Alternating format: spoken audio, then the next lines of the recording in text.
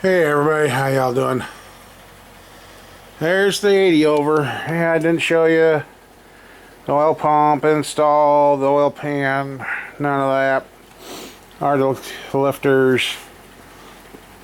Y'all know how I've been feeling, and today I thought I was doing pretty good, but yesterday he let me take that out, and so didn't have to come back today, but I'd faulty. The way I'm feeling, it's not.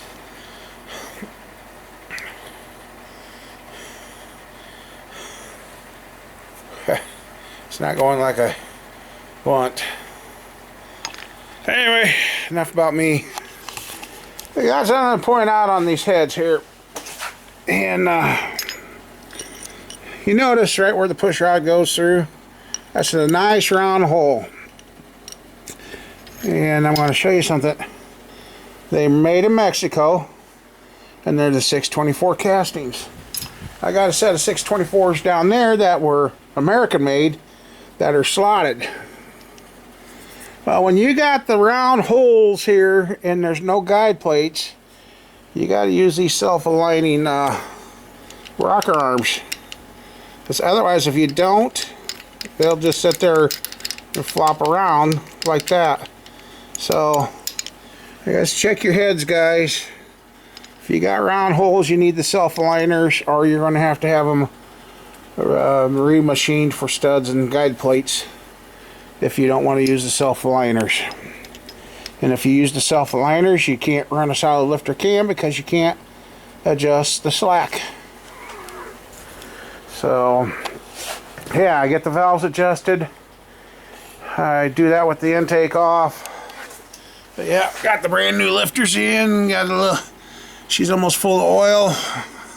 I gotta get the 3 plugs back here and that. I almost dumped too much oil and almost had it running down the back, but I caught it before I did that. But we're almost to the point where it looks like in December I had this up on the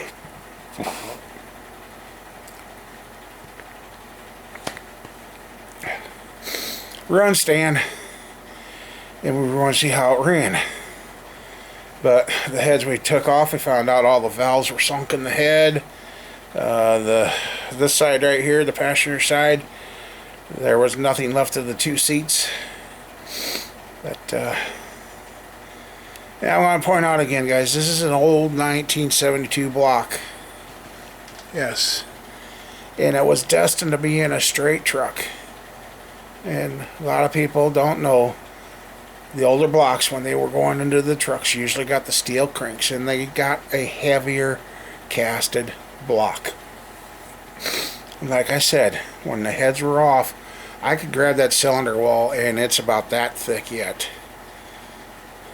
This is an old heavy cast iron block. It is one of the heavier blocks I've got in the shop right now.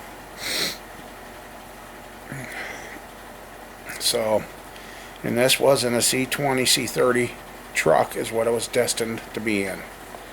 Which also back then could have been a school bus frame. Who knows?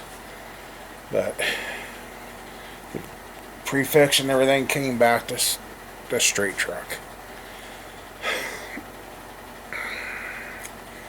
So, as for running hot, I don't think it's going to. I'm sure, well, maybe the rebuilder that rebuilt this motor years ago back in the 90s, they may or may not have sonic tested it, but like I said, the wall's plenty thick in this. And compare that to some of these other 350s, you could feel the thinness of the walls. But this block was cast heavy. So, and if it runs hot, oh well, it was a test. But I got a feeling it's going to run just fine, because I want to get it on the stand and let it sit here and run while I work on other stuff and give her variable speeds and everything and just see. So, anyway, I want to adjust the valves. And I'm waiting for a call back from the doctor, so set up and show you how I adjust my valves. I've always had good luck with the way I do it. Not everybody agrees with the way I do it, but it works for me, and they've ran good. And no, I did not soak the lifters in this. They were put in. I lubed the body, the base, with cam assembly, and slid them in. Did not soak them, and then it says right in the paper, do not soak and do not pump up on these lifters. So I don't. Anyway, I'll get you guys set up and show you how I do the valves a couple, and look at this all done, and then I'll be, once I got the valves adjusted. Now, the reason I'm doing it with the intake off is because I can see where the lifters are at the time I'm setting them, and it's just easier to reach down in there and grab the push rod and spin it. So alright, okay, after I put the timing chain dot to dot, I rotated the motor 1 revolution to get the cam and lifters into place. I've put oil out here on the tip of the valves, oiled the studs, the balls, everything, so there's not a dry start up. But anyway, what I do is sit here,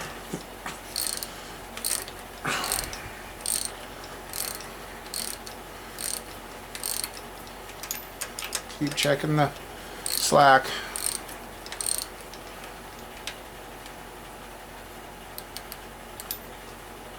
Okay, we just went 0, I think.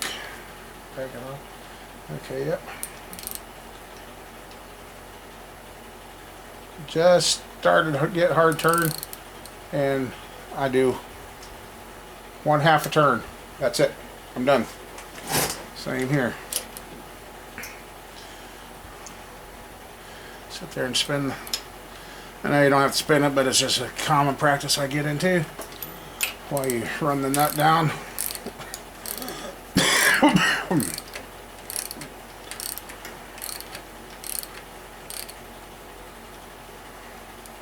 Keep spinning that hand.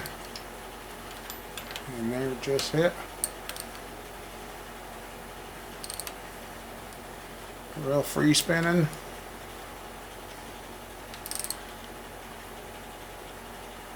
Okay. And then the 1/2 turn. And I look at the threads there and there, and they're pretty much equal. So now I gotta jump over the number, and I go through and fire in order. Some guys do a 90 degree and do the X ones, do another 90, do the next ones, do another 90. For me, it's just simpler to go through the firing order, use the crankshaft socket, rotate the motor, and we're good to go. So next one's number 8 back over there, so I'm going to go through, adjust these valves. And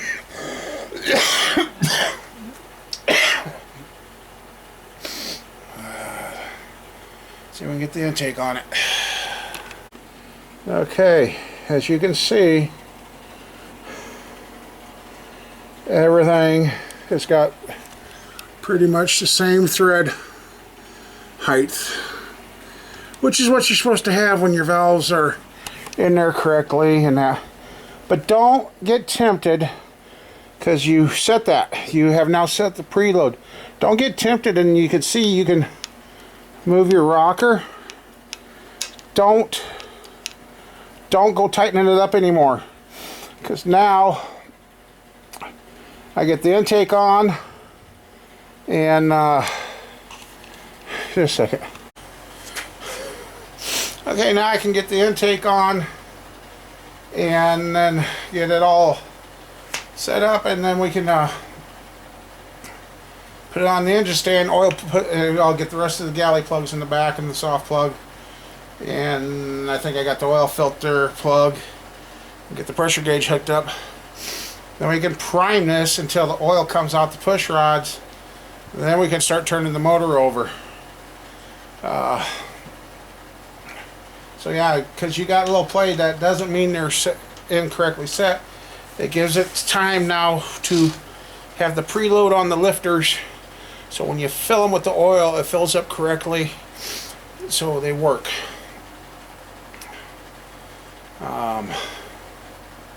So I guess I gotta find the intake gaskets and some bolts, and see if we can get this intake set on here.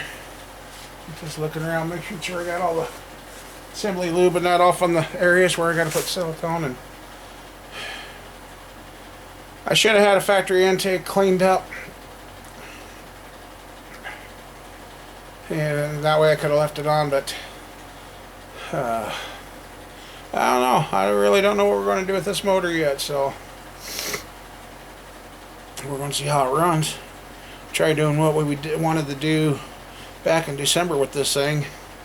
So if December to now, to almost ready to run and be clean with no trash in it, it's going to be interesting to see what it does. So I get this off the here on the stand. I got another motor to get cleaned up.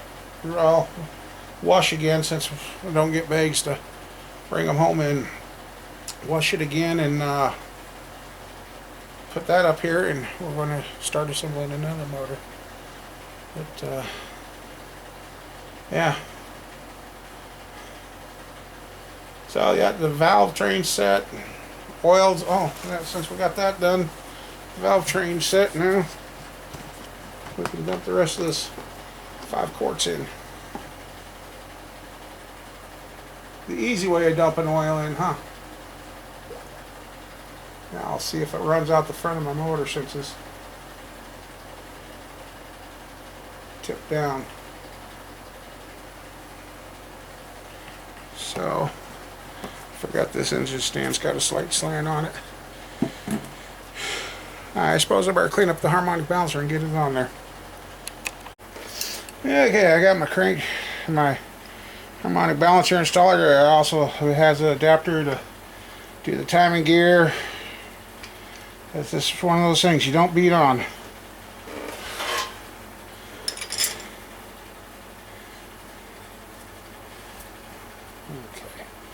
Back that off. And the timing mark is lined up. I verified that before I rotated it earlier too. Yeah, this is a big harmonic balancer, but it doesn't matter. Just putting back what was with this motor when we got it, except for the heads, as those heads were toast.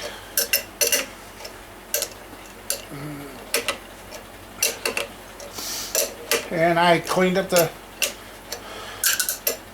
harmonic where the seal rides, and then I did wipe that down with oil so it's not dry. Probably should have had a ready sleeve, but I see the seal I put in as an offset, so it's going to have a new area to ride. So next time, if this balancer is still good, or if it gives me fits, we'll take it off and ready sleeve it, and there it goes.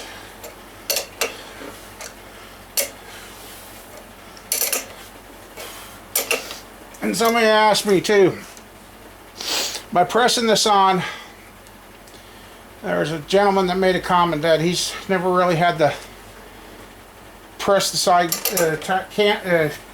timing gear on. I said, well, and then I said, well, if it fits too loose, that could be a problem. And you see right there, since that's pressing, I pressed it again because that shoves that back, and in theory it should lock the timing gear so it ain't moving. But yeah, but there, I'm going to take a wire wheel to this, clean that off so I can see the numbers when we time it. But there, now I know the oil's not running out. It didn't run out. It's got a 5 quarts in it. I gotta get the, yeah, I gotta put the pipe plug above the filter. And I'd fall on the floor too. Gotta put the pipe plug above the filter, put the filter adapter on it. And, yeah. Anyway, there we go. Here about a half hour ago, things got a little stressful around here. Never fails. You get all your sealer and everything applied, and you go to set your intake down, and these are redone heads. Everything's going good except for that bolt, and that bolt. I don't know what happened, but I had to chase that thread and those 2 threads. The other 9 went in fine. And while I'm working on that, like I said, I got sealer sitting there, gasket stuck, and I ended up having to pull the intake back off to chase those threads, clean them. Plus, while this is all taking place, phone's going off. All this just hit me up. My grandson Mason can't go to the daycare for a week. He's got influenza and strep. Just what I really need to be around now, huh? Need somebody to watch him. Grandma's sick. Squirrel's got school to go to. I've got a phone call into the doctors at 12:30. It's 4:10. They're going to do it to me again. I bet you 5 minutes to 5 they call me. I've been having trouble breathing. I'm a little warmer today. Haven't done a whole lot. This thing should have been off that stand and on the run stand and dang near ready to run.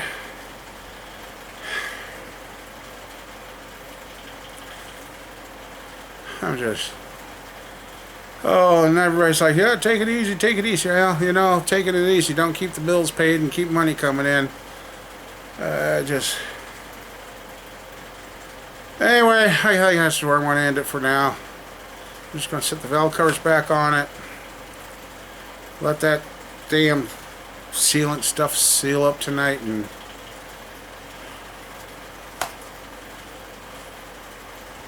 I've got so much stuff to do in here. And now I've got to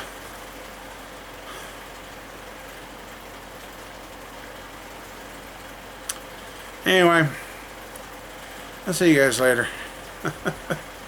Hopefully the next time you see the 80 over, it's on the stand and ready to fire. So at least it's sealed up. I mean, getting parts used up that I ain't kicking around on in here. So, see you later.